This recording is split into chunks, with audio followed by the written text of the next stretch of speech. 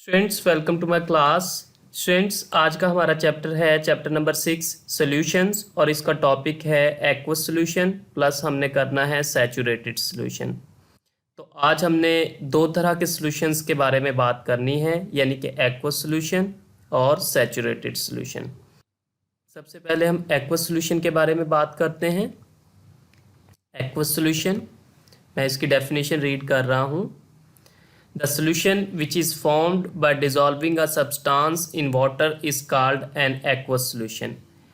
ऐसा solution जो किसी शय को पानी में हल करने से बने, उस solution को हम कहेंगे aqueous solution. In aqueous solution, water is always present in greater amount and termed as solvent. Aqueous solution में पानी हमेशा ज़्यादा मिकदार में होता है और इसे हम कहते हैं solvent.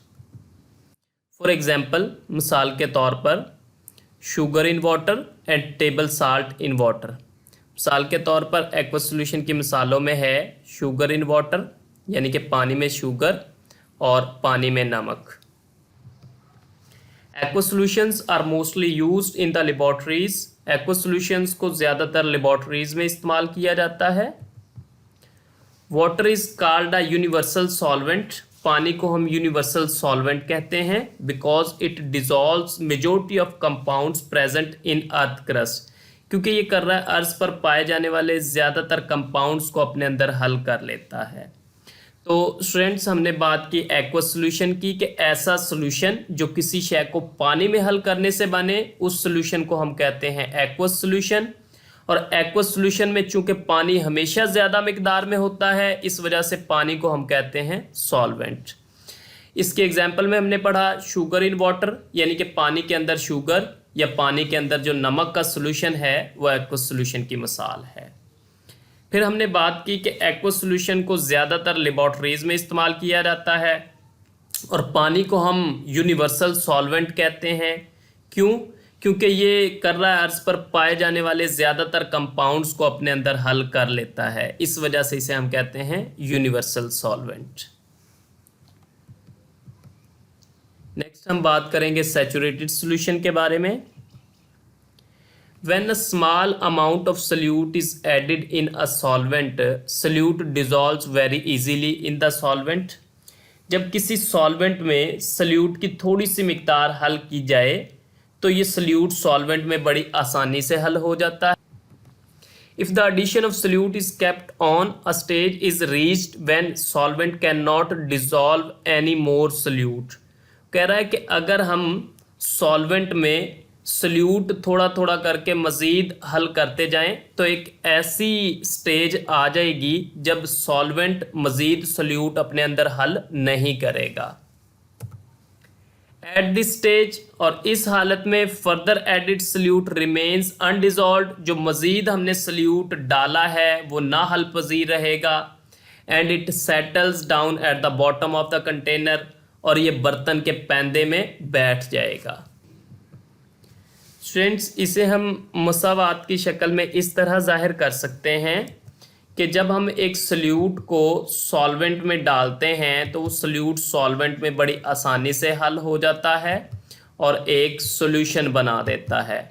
अगर हम सल्यूट की एडिशन जारी रखें, यानी कि सल्यूट को आहिस्ता आहिस्ता ऐड करते जाएं सॉल्वेंट में, तो वो डिज़ोल्व होता जाएगा और एक वक्त ऐसा आ जाएगा जब मज़ीद जो हम सल्यूट ऐड करेंगे सॉल्वेंट में वो हल नहीं होगा और वो ना हल पजीर हालत में बर्तन के पैंदे में बैठना शुरू हो जाएगा।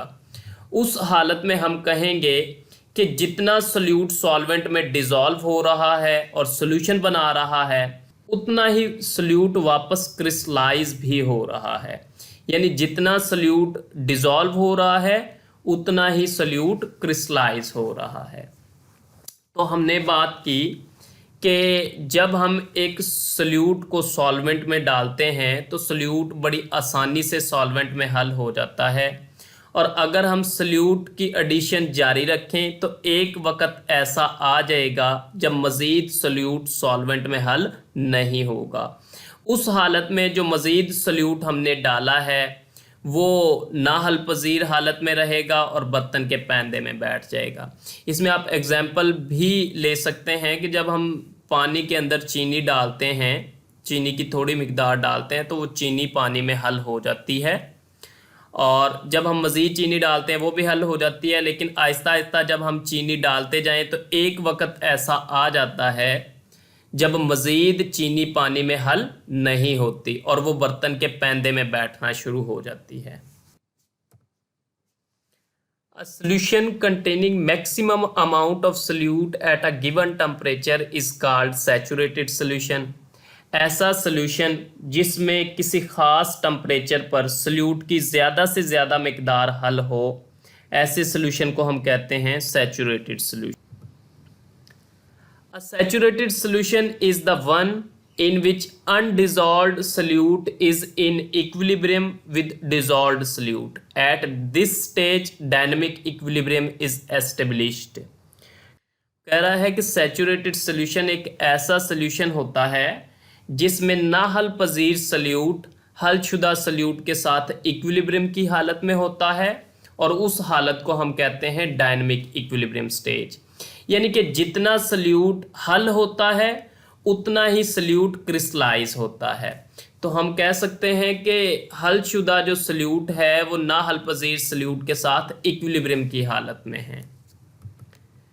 Although dissolution and crystallization continue at a given temperature, but the net amount of dissolved solute remains constant. अगरचा इस दिए गए टेम्परेचर पर सल्यूट के हल होने और इसके क्रिस्टल बनने के अवामल जारी रहते हैं, लेकिन हलशुदा सल्यूट की मिकदार हमेशा यकसा रहती है। चूँकि जितना सल्यूट डिज़ोल्व हो रहा है उतना ही वापस क्रिस्टलाइज भी हो रहा है, तो जो डिज़ोल्व्ड सल्यूट है उसकी मिकदार कांस्टेंट रहेगी, उसमें कोई तब्दीली नहीं आएगी। हम इसको मुसावात के ज़रिए इस तरह ज़ाहिर कर सकते हैं कि जितना सल्यूट क्रिस्टलाइज होगा उतना ही सल्यूट डिज़ोल्व हो जाएगा, और उस स्टेट को हम कहेंगे डायनामिक इक्विलिब्रियम स्टेट। इस हालत में जो नेट अमाउंट है डिज़ोल्व्ड सल्यूट की उसमें कोई चेंज नहीं आएगी, क्योंकि जितना सल्यूट डिज़ोल्व हो रहा है उतना ही वापस क्रिस्टलाइज हो रहा है। तो डिज़ोल्व्ड सल्यूट की जो अमाउंट है वो कांस्टेंट हो जाएगी। तो स्टूडेंट्स, हमने बात की कि ऐसा सल्यूशन जिसमें सल्यूट की ज़्यादा से ज़्यादा मिकदार हल हो, उस सल्यूशन को हम कहते हैं सैचुरेटेड सल्यूशन। और सैचुरेटेड सल्यूशन में जो ना हल पजीर सल्यूट है वो हलशुदा सल्यूट के साथ इक्विलिब्रियम की हालत में होता है, और उस स्टेट को हम कहते हैं डायनामिक इक्विलिब्रियम स्टेट। उस हालत में क्रिस्टलाइजेशन और डिसोल्यूशन दोनों एक ही रफ्तार से हो रहे होते हैं। हम कह सकते हैं कि हलशुदा सल्यूट की जो अमाउंट है उसमें कोई चेंज नहीं आएगी। तो आज हमने एक्वस सॉल्यूशन और सैचुरेटेड सॉल्यूशन के बारे में बात की। सैचुरेटेड सॉल्यूशन में हमने ये बात की कि जब किसी भी सॉल्यूट को सॉल्वेंट में डालते हैं तो सॉल्यूट की थोड़ी सी मिकदार सॉल्वेंट में बड़ी आसानी से हल हो जाती है, लेकिन अगर हम मज़ीद सॉल्यूट डालते जाएं तो एक वक्त ऐसा आ जाता है जब मज़ीद सॉल्यूट सॉल्वेंट में हल नहीं होता और वो बर्तन के पैंदे में बैठना शुरू हो जाता है।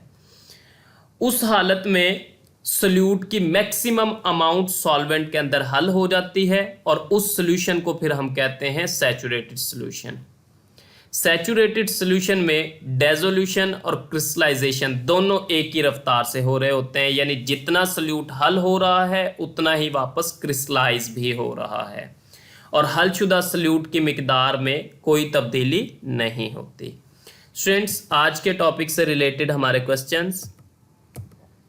पहला क्वेश्चन है define aqueous solution. Aqueous solution की तारीफ करें तो इसमें आप डेफिनेशन करेंगे कि ऐसा सॉल्यूशन जो किसी शय को पानी में हल करने से बने, उस सॉल्यूशन को हम कहेंगे एक्वस सॉल्यूशन। और इसकी एग्जांपल में आप कह दें कि शुगर इन वाटर या फिर टेबल साल्ट इन वाटर, यानी कि पानी में शुगर या पानी में नमक का जो सॉल्यूशन है ये एक्वस सॉल्यूशन की मिसाल है। एक्वस सॉल्यूशन को मुख्तलिफ लेबॉर्ट्रीज में इस्तेमाल करते हैं। एक्वस सॉल्यूशन में पानी हमेशा सॉल्वेंट के तौर पर एक्ट करता है। नेक्स्ट क्वेश्चन है define saturated solution. Saturated solution की तारीफ करें तो इसकी डेफिनेशन है कि ऐसा सॉल्यूशन जिसमें किसी खास टेम्परेचर पर सॉल्यूट की ज़्यादा से ज़्यादा मिकदार हल हो, सैचुरेटेड सॉल्यूशन कहलाता है। आपकी बुक जहाँ से आपने इस टॉपिक को प्रिपेयर करना है, आज हमने एक्वस सॉल्यूशन के बारे में बात की। तो एक्वस सॉल्यूशन को मैंने रेड बॉक्स के अंदर हाईलाइट कर दिया है, आपने इसको यहाँ से अच्छे तरीके से प्रिपेयर करना है। साथ में हमने सैचुरेटेड सॉल्यूशन के बारे में पढ़ा है। तो सैचुरेटेड सॉल्यूशन में जो इसकी डेफिनेशन है वो वेरी इंपॉर्टेंट है। बाकी आपने वैसे ही सारे टॉपिक को अच्छे तरीके से प्रिपेयर करना है। Thank you students.